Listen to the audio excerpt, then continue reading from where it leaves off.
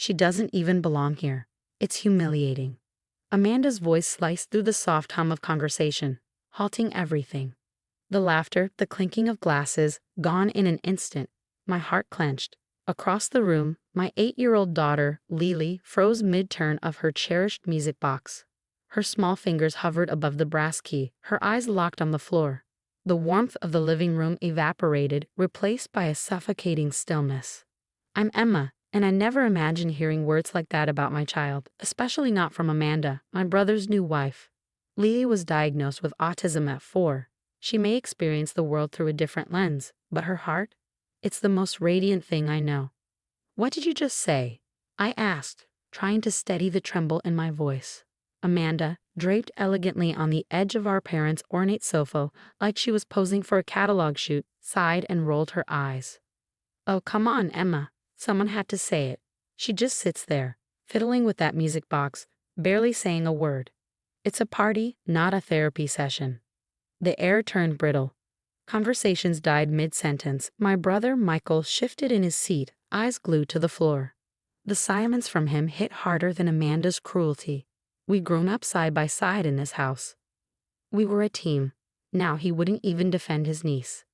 She's family, my mom offered gently, though the conviction in her voice faltered. Conflict had never been her strength, especially not since Amanda entered our lives 6 months ago, all stilettos and sarcasm.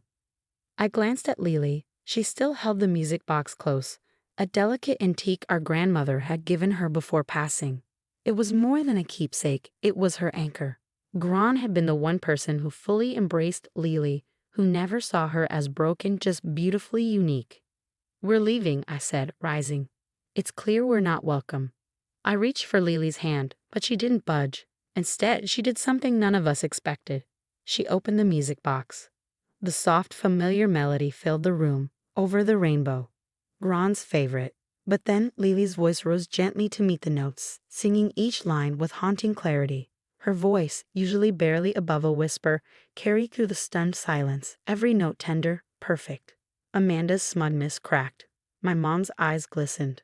Michael looked up at last, his expression stunned, equal parts guilt and awe. When the final note faded, Lily spoke, her voice quiet but certain. Gran taught me. She said music speaks when words can't. She also gave me these. She reached inside the music box and pulled out a stack of sealed, time-worn letters. Amanda's voice snapped. What is that supposed to be? Letters, Lily said, holding them with care. From Gran, one for each of us. She said to give them out when the time was right. I think this is the time. One by one, Lily handed them out, first to my parents, then Michael, then me. She stopped in front of Amanda and looked up. There isn't one for you, she said plainly. Gran told me family is about who stays, not who marries in. Amanda flushed, caught between anger and disbelief. Michael opened his letter with shaky hands, his eyes scanning the page. Tears slid down his cheeks. She knew, he whispered. Gran knew we'd start to fall apart after she was gone. That some people would try to rewrite what family means. He looked at Amanda with fresh eyes, really looked at her, and said nothing. Across the room, my parents read their letter together, their hands clasped tight, their faces softened by sorrow and something deeper, recognition. I opened mine, the scent of Gran's perfume rising from the paper, her handwriting looping with familiar grace. My dearest Emma, by now things have changed. But family, real family, isn't about appearances or perfection. It's about love, loyalty, and seeing each other fully. Lily doesn't just see the world differently, she sees it more clearly. She sees hearts, not faces, intentions, not appearances. Trust her. I always did. There's one more thing in the music box. Something to remind everyone what really matters. Let her share it when she's ready. With all my love, Gran. I looked up just in time to see Lily reaching back into the music box. Her fingers closed around something hidden beneath the velvet lining, something she kept safe until now. Amanda stood abruptly, her voice brittle. You're letting a child manipulate you. She doesn't even function normally. But nobody responded. No one even looked at her. Every gaze was on Lily, standing tall in the middle of the room, her music box open, her courage unfolding with it. And in that still, sacred moment, we all understood. This was not the end of anything. It was the beginning. Lily pulled out a small, worn leather journal from a hidden compartment in the music box. The room remained silent as she opened it carefully, revealing pages filled with Gron's handwriting and something else. Photographs. Gron kept a diary, Lily said softly, her voice clear and steady. She wrote about everyone, about what she saw. She turned the pages gently, showing candid photos of our family through the years. Happy moments, difficult times, all captured through Gron's observant eyes. Then she stopped at a particular page. This is from 6 months ago, before Gron died. She held up a photo that made Amanda's face turn ghostly white. It showed Amanda at a cafe with another man, their hands intertwined across the table, taken just weeks before she married Michael. That's not what it looks like, Amanda stammered, but Lily wasn't finished. Gron wrote about that day, she continued, her finger tracing the words on the page. She saw you with him 3 more times. She wrote that she was worried about Michael, about what you might do to our family. Michael stood up slowly, his face a mixture of hurt and anger. Amanda? What is this? It's nothing. Amanda snapped, but her voice trembled. That old woman was crazy, following me around with a camera like some stalker. Gron wasn't crazy, Lily said firmly. She was protecting us, like she always did. She turned another page, revealing more photos, more entries. She wrote about how you made fun of me when you thought no one was listening. How you told Michael that keeping me in the family would ruin his image. My heart ached hearing this, but I couldn't take my eyes off my daughter. This little girl, who some people thought couldn't understand the world around her, had been carrying these truths, waiting for the right moment to protect our family. She also wrote about your plan, Lily continued, her voice growing stronger. About how you wanted to convince Michael to sell the family house after Gron died. She heard you on the phone with someone, talking about how much money you could make from the property. My parents gasped. The family home had been in our family for generations. The thought of selling it was unthinkable. That's enough, Amanda shouted, lunging for the diary. But Michael caught her arm, his face hard with realization. No, he said quietly, let her finish. Lily turned to the last page, where a final photo was carefully attached. It showed Amanda leaving a lawyer's office, dated just last week. Gron's friend Mrs. Peterson works there, Lily explained. She saw Amanda asking about how to transfer the house deed after marriage. The room erupted in chaos. Amanda was shouting denials, my parents were demanding explanations, but Michael just stood there, staring at the evidence of his wife's betrayal spread out before him. Why didn't you show us this sooner? He asked Lily quietly. My daughter looked at him with those wise eyes that saw so much more than people realized. Gron said timing matters.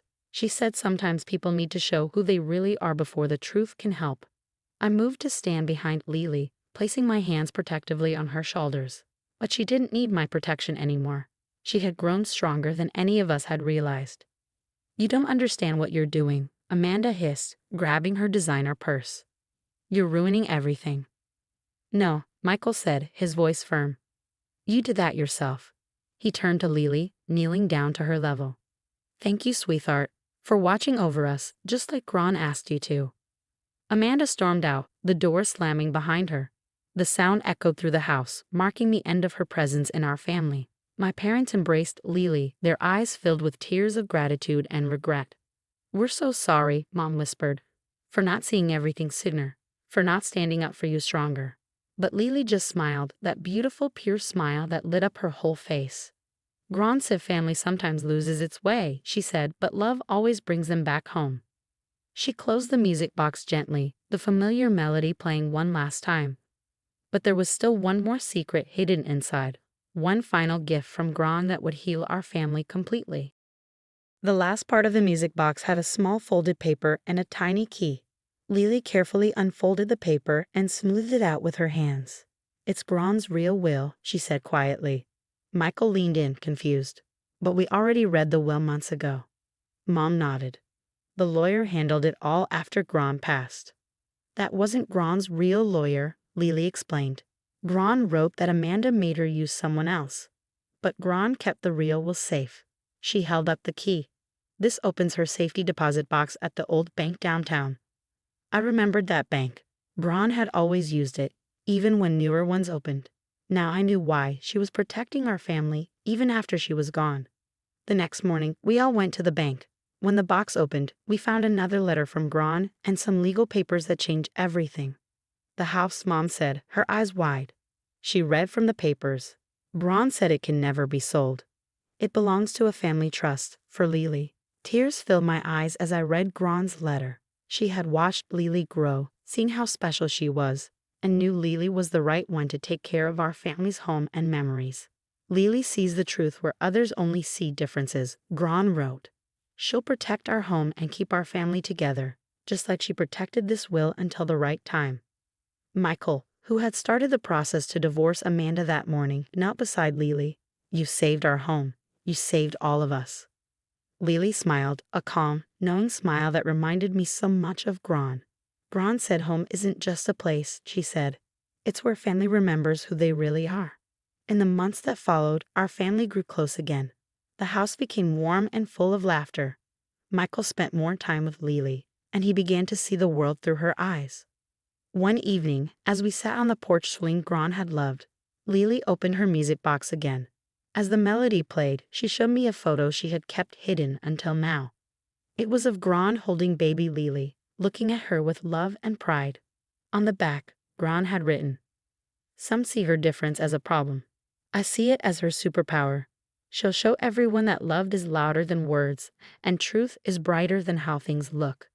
Gran knew you needed time to believe in yourself, I told Lily, hugging her close. She knew you'd show the world your strength, your way. She said being different isn't wrong, Lily replied, her voice strong. It's just a better way of seeing things.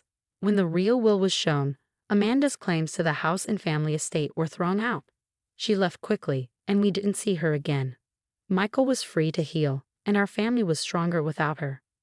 Now the music box sits on the fireplace mantel. Lily plays it every evening. Its soft tune reminds us of love, courage, and how one quiet girl saved us all. Gran's love lives on, not just in the house, but in Lily. She showed us that family isn't about being perfect. It's about love, kindness, and standing up for what's right. And Lily, she keeps amazing us. We no longer hide her autism or feel ashamed of it. We celebrate it, because Gran was right. Lily's way of seeing the world makes our lives richer, stronger, and more beautiful than we ever imagined.